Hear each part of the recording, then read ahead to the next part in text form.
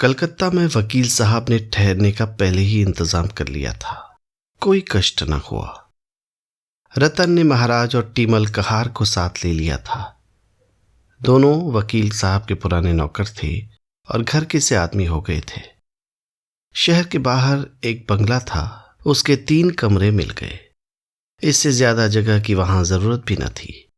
हाते में तरह तरह के फल पौधे लगे हुए थे। स्थान बहुत सुंदर मालूम होता था। पास पड़ोस में और कितने ही बंगले थे।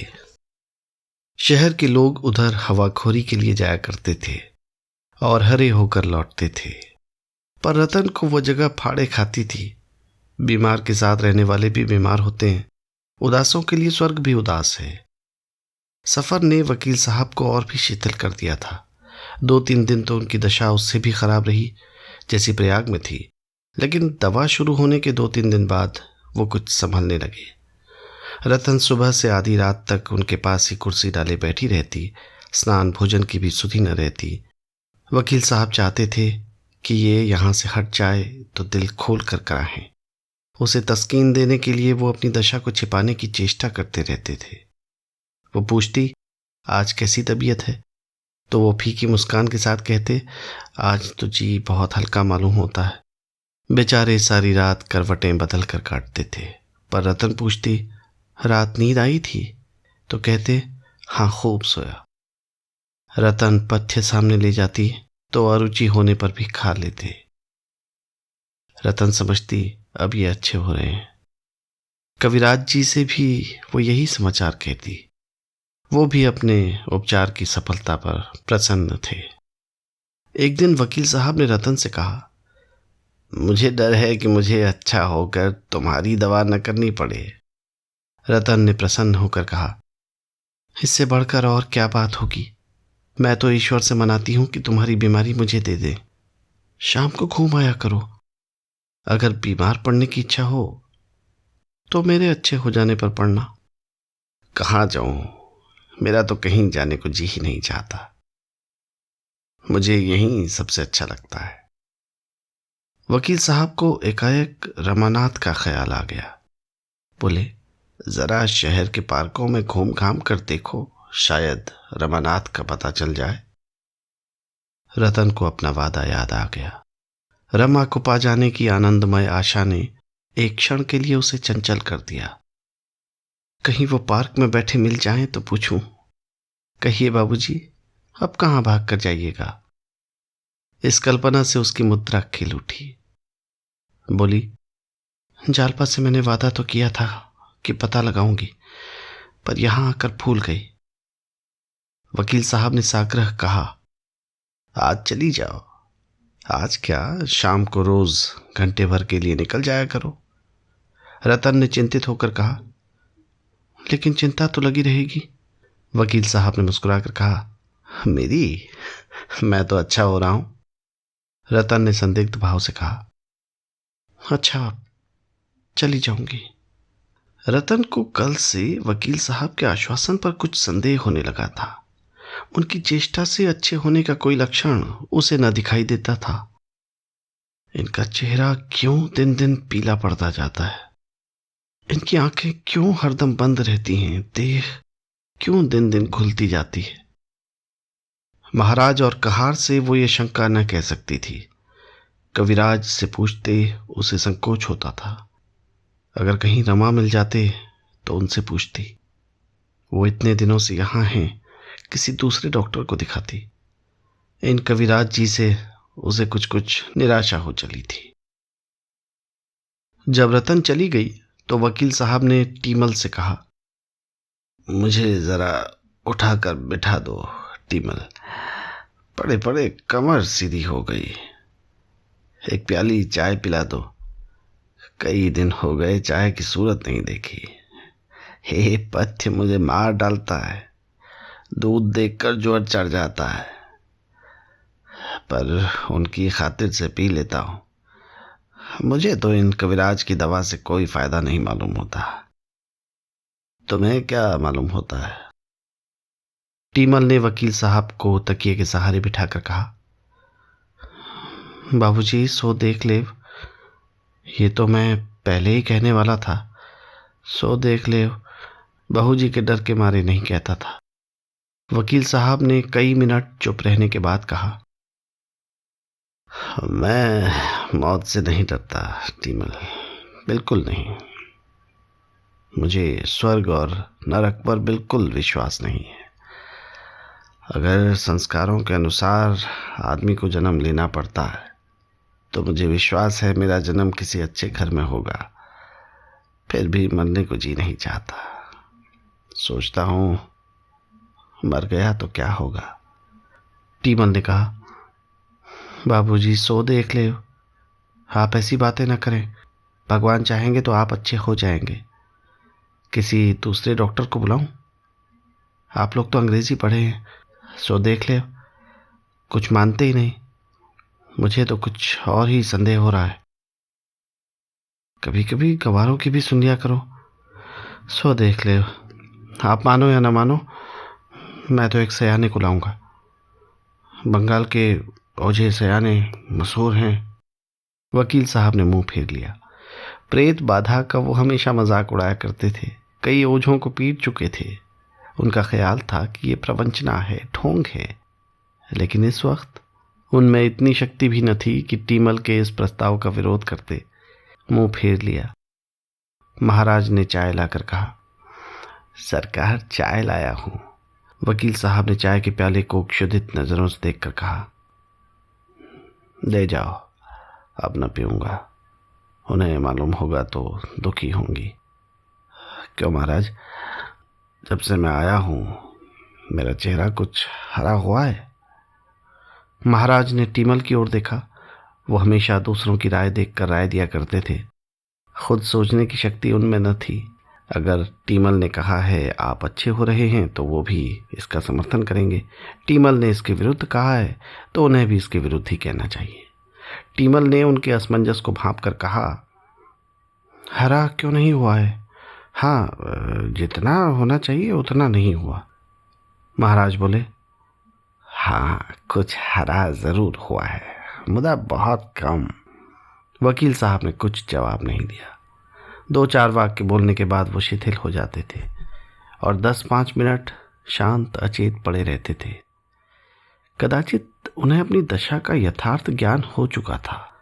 उनके मुख पर, बुद्धि पर, मस्तिष्क पर मृत्यु छाया पड़ने लगी थी। अगर कुछ आशा थी तो इतनी ही कि शायद मन की दुर्बलता से उन्हें अपनी दशा इतनी हीन मालूम होती हो। उनका दम अब पहले से ज्यादा फूलने लगा था।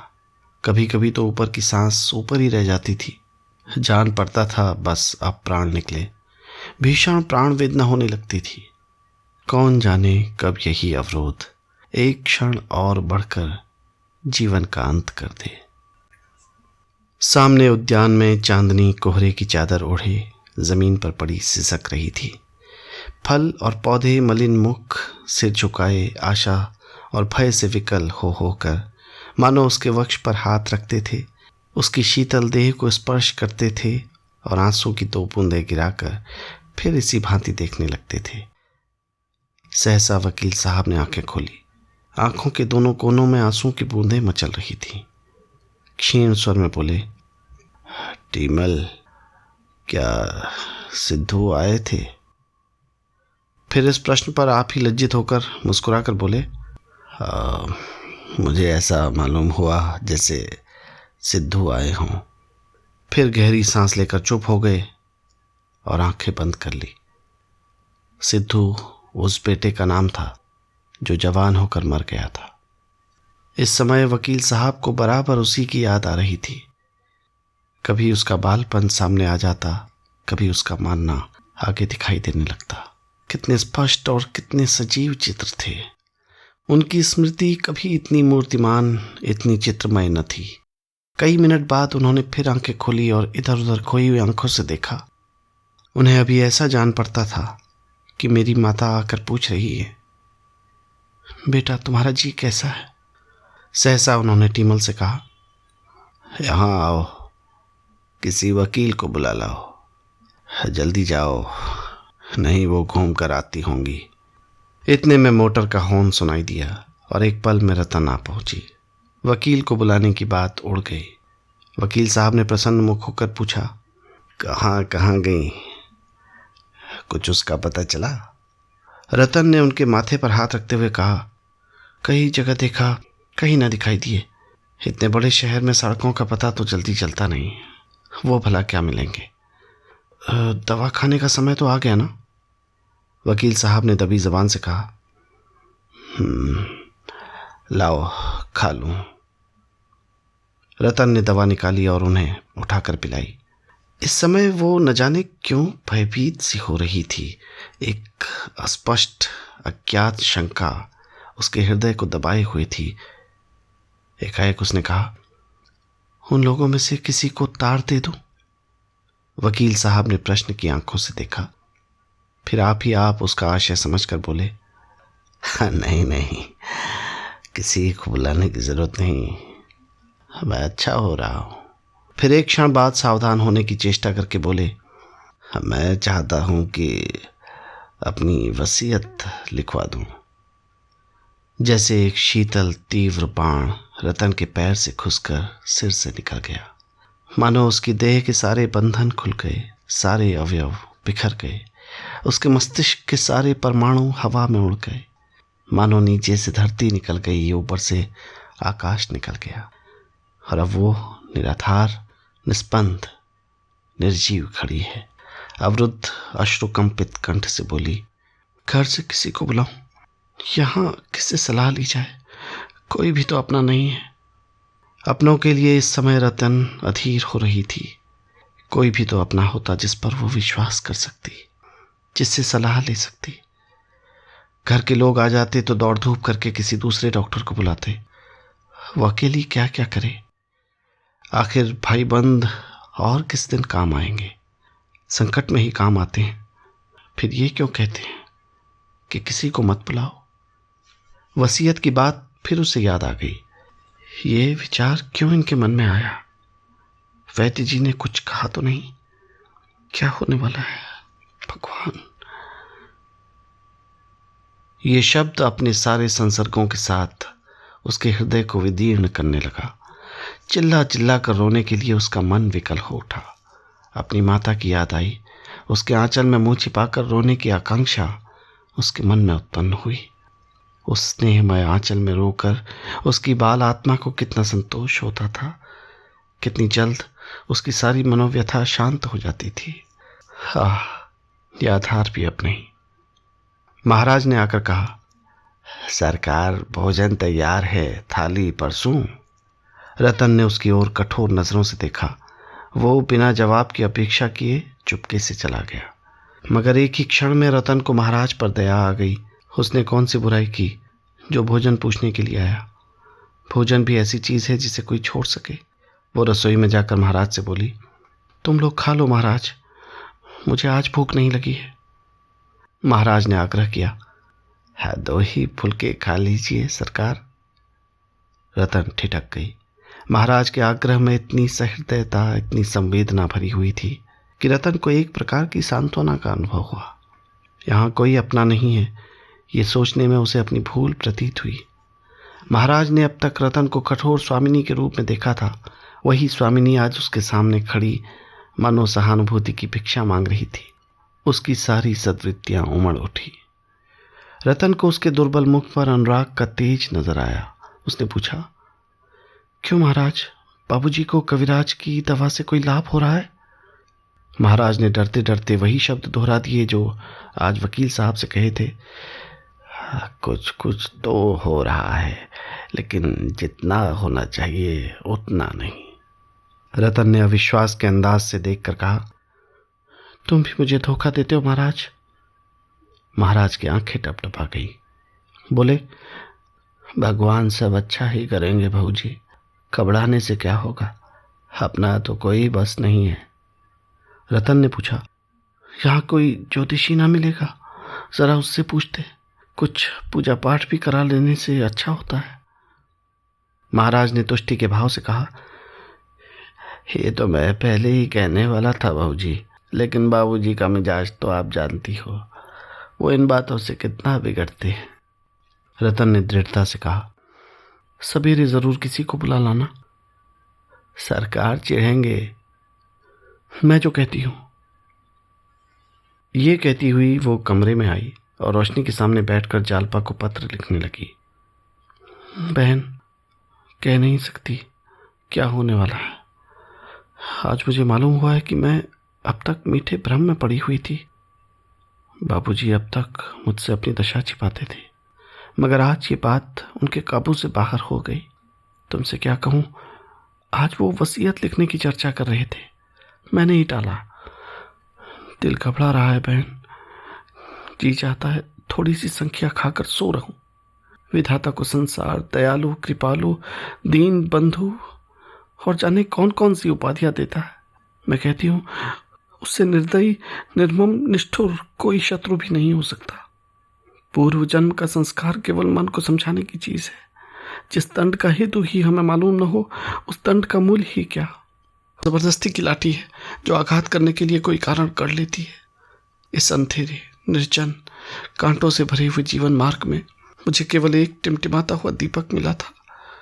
मैं उसे आंचल में छिपाए विधि को धन्यवाद देती हुई गाती चली जाती थी, पर वो दीपक भी मुझसे छीना जा रहा है। इस अंधकार में मैं कहाँ जाऊंगी? कौन मेरा रोना सुनेगा? कौन मेरी बाह पकड़ेगा? बहन, मुझे क्षमा करना, मुझे बाबूजी का पता लगाने का अवकाश नहीं मिला। आज कई पार्कों का चक्कर लगाए पर कहीं पता नहीं चला। कुछ अवसर मिला तो फिर जाऊंगी। माताजी को मेरा प्रणाम कहना। पत्र लिखकर रतन बरामदे में आई। शीतल समीर के झोंके आ रहे थे। प्रकृति मानो रोगशैया पर पड़ी सिसक रही थी। उसी वक्त वकील साहब की सांस वेग से चलने लगी। रात के 3 बज चुके थे। रतन आधी रात के बाद आराम कुर्सी पर लेटे ही लेटे झपकियां ले रही थी कि सहसा वकील साहब के गले का खर्राटा सुनकर चौंक पड़ी। उल्टी सांसें चल रही थीं। वो उनके सिरहाने चारपाई पर बैठ गई और उनका सिर उठाकर अपनी जांघ पर रख लिया। अभी न जाने कितनी रात बाकी है। मेज पर रखी हुई छोटी घड़ी की ओर देखा। अभी 3 बजे थे। सवेरा होने में 4 घंटे की देर थी। कविराज कहीं 9 बजे आएंगे। ये सोचकर वो हताश हो गई। अभागिनी रात क्या अपना काला मुंह लेकर विदा न होगी? मालूम होता है एक युग हो गया। कई मिनट बाद वकील साहब की सांस रुकी। सारी देह पसीने में तर थी। हाथ से रतन को हट जाने का इशारा किया और तकिए पर सिर रखकर फिर आंखें बंद कर ली। एकाएक उन्होंने क्षीण स्वर में कहा, रतन, अब विदाई का समय आ गया। मेरे अपराध। उन्होंने दोनों हाथ जोड़ लिए और उसकी ओर दीन याचना की आंखों से देखा। कुछ कहना चाहते थे पर मुंह से आवाज न निकली। रतन ने चीख कर कहा, टीमल, महाराज, क्या दोनों मर गए? महाराज ने आकर कहा, मैं सोया थोड़े ही था बाबूजी। क्या बाबूजी? रतन ने डांट कर कहा, बको मत, जाकर कविराज को बुला लाओ, कहना अभी चलिए। महाराज ने तुरंत अपना पुराना ओवरकोट पहना, सोटा उठाया और चल दिया। रतन उठकर स्टोव जलाने लगी कि शायद सेक से कुछ फायदा हो। उसकी सारी घबराहट, सारी दुर्बलता, सारा शोक मानो लुप्त हो गया। उसकी जगह एक प्रबल आत्मनिर्भरता का उदय हुआ। कठोर कर्तव्य ने उसके सारे अस्तित्व को सचेत कर दिया। स्टोव जलाकर उसने रुई के गाले से छाती को सेंकना शुरू किया। कोई 15 मिनट तक ताबड़तोड़ सेंकने के बाद वकील साहब की सांस कुछ थमी। आवाज काबू में हुई। रतन के दोनों हाथ अपने गालों पर रखकर बोले, तुम्हें बड़ी तकलीफ हो रही है मुन्नी। क्या जानता था इतनी जल्द ये समय आ जाएगा। मैंने तुम्हारे साथ बड़ा अन्याय किया है प्रिय।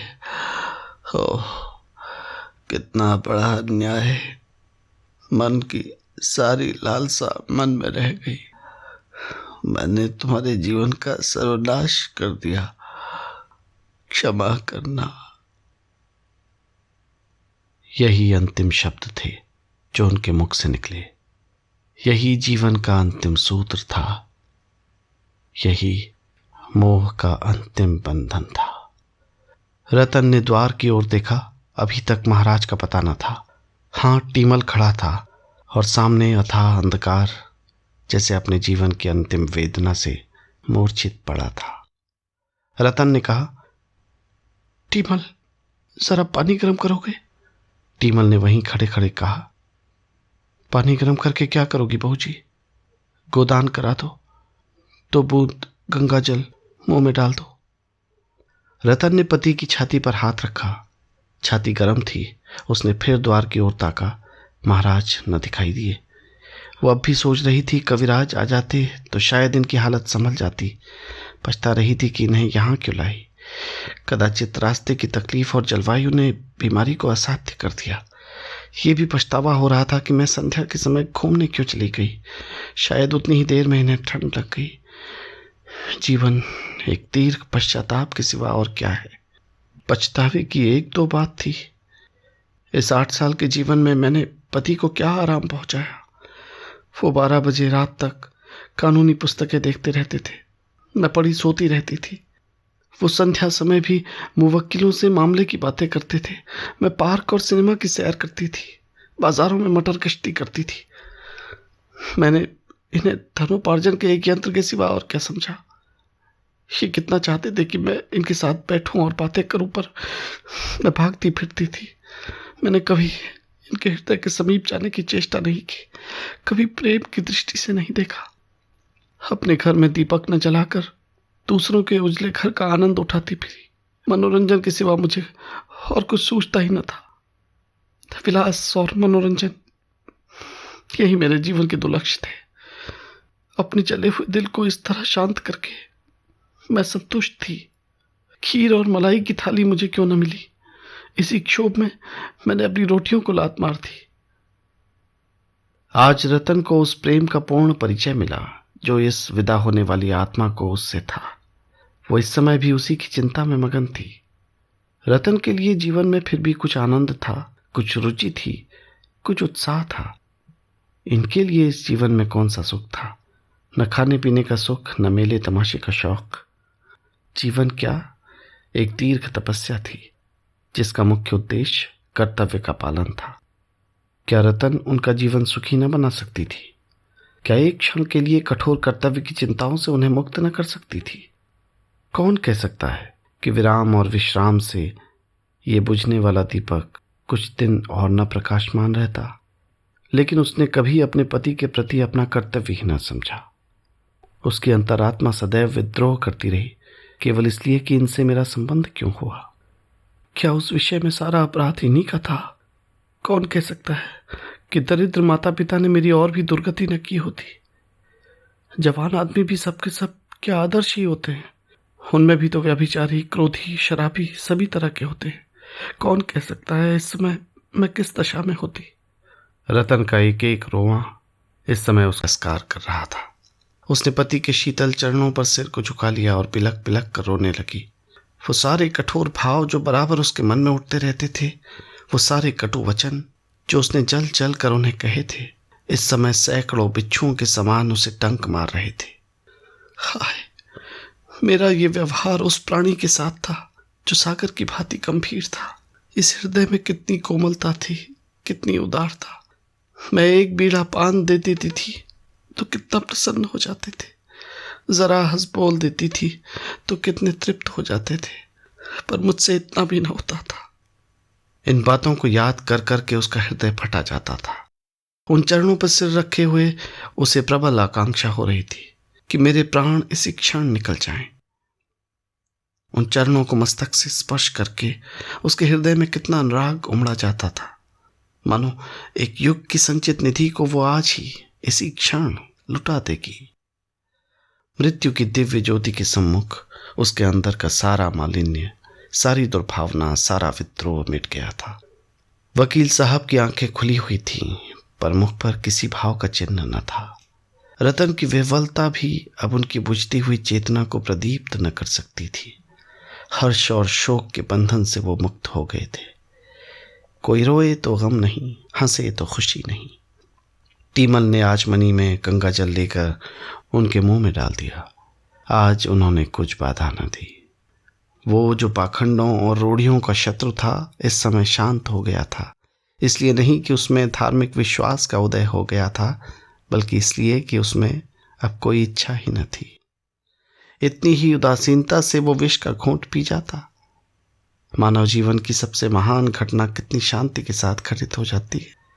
वो विश्व का एक महान अंग, वो महत्वाकांक्षाओं का प्रचंड सागर, वो उद्योग का अनंत भंडार, वो प्रेम और द्वेष, सुख और दुख का लीला क्षेत्र, वो बुद्धि और बल की रंगभूमि न जाने कब और कहाँ लीन हो जाती है, किसी को खबर नहीं होती। एक हिचकी भी नहीं, एक उच्छ्वास भी नहीं, एक आह भी नहीं निकलती। सागर की हिलोरों का कहाँ अंत होता है, कौन बता सकता है। ध्वनि कहाँ वायुमगन हो जाती है, कौन जानता है। मानवीय जीवन उस हिलोर के सिवा, उस ध्वनि के सिवा और क्या है। उसका अवसान भी उतना ही शांत, उतना ही अदृश्य हो तो क्या आश्चर्य है। भूतों के भक्त पूछते हैं, क्या वस्तु निकल गई। कोई विज्ञान का उपासक कहता है, एक क्षीण ज्योति निकल जाती है। कपोल विज्ञान के पुजारी कहते हैं, आंखों से प्राण निकले, मुंह से निकले, ब्रह्मांड से निकले। कोई उनसे पूछे, हिलोर लय होते समय क्या चमक उठती है, ध्वनि लीन होते समय क्या मूर्तिमान हो जाती है। ये उस अनंत यात्रा का एक विश्राम मात्र है, जहां यात्रा का अंत नहीं, नया उत्थान होता है। कितना महान परिवर्तन। वो जो मच्छर के डंक को सहन न कर सकता था, अब उसे चाहे मिट्टी में दबा दो, चाहे अग्नि चिता पर रख दो, उसके माथे पर बल तक न पड़ेगा। टीमल ने वकील साहब के मुख की ओर देखकर कहा, बहुजी आइए खाट से उतार दें, मालिक चले गए। ये कहकर वो भूमि पर बैठ गया और दोनों आंखों पर हाथ रखकर फूट फूट कर रोने लगा। आज 30 वर्ष का साथ छूट गया। जिसने कभी आधी बात नहीं कही, कभी तू करके नहीं पुकारा, वो मालिक अब उसे छोड़े चला जा रहा था। रतन अभी तक कविराज की बाट जोह रही थी। टीमल के मुख से ये शब्द सुनकर उसे धक्का सा लगा। उसने उठकर पति की छाती पर हाथ रखा। 60 वर्ष तक अविश्राम गति से चलने के बाद वो अब विश्राम कर रही थी। फिर उसे माथे पर हाथ रखने की हिम्मत न पड़ी। उस देह को स्पर्श करते हुए, उस मरे हुए मुख की ओर ताकते हुए उसे ऐसा विराग हो रहा था जो ग्लानि से मिलता था। अभी जिन चरणों पर सिर रखकर वो रोई थी, उसे छूते हुए उसकी उंगलियां कटी सी जाती थीं। जीवन सूत्र इतना कोमल है, उसने कभी न समझा था। मौत का ख्याल कभी उसके मन में ना आया था। उस मौत ने आंखों के सामने उसे लूट लिया। एक क्षण के बाद टीमल ने कहा, बहुजी अब क्या देखती हो, खाट के नीचे उतार दो, जो होना था हो गया। उसने पैर पकड़ा, रतन ने सिर पकड़ा और दोनों ने शव को नीचे लिटा दिया। और वहीं जमीन पर बैठकर रतन रोने लगी। इसलिए नहीं कि संसार में अब उसके लिए कोई अवलंब न था, बल्कि इसलिए कि वो उसके साथ अपने कर्तव्य को पूरा न कर सकी। उसी वक्त मोटर की आवाज आई और कविराज ने पदार्पण किया। कदाचित अब भी रतन के हृदय में कहीं आशा की कोई बुझती हुई चिंगारी पड़ी हुई थी।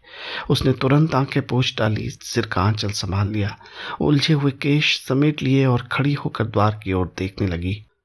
प्रभात ने आकाश को अपनी सुनहली किरणों से रंजित कर दिया था। क्या इस आत्मा के नवजीवन का यही प्रभात था?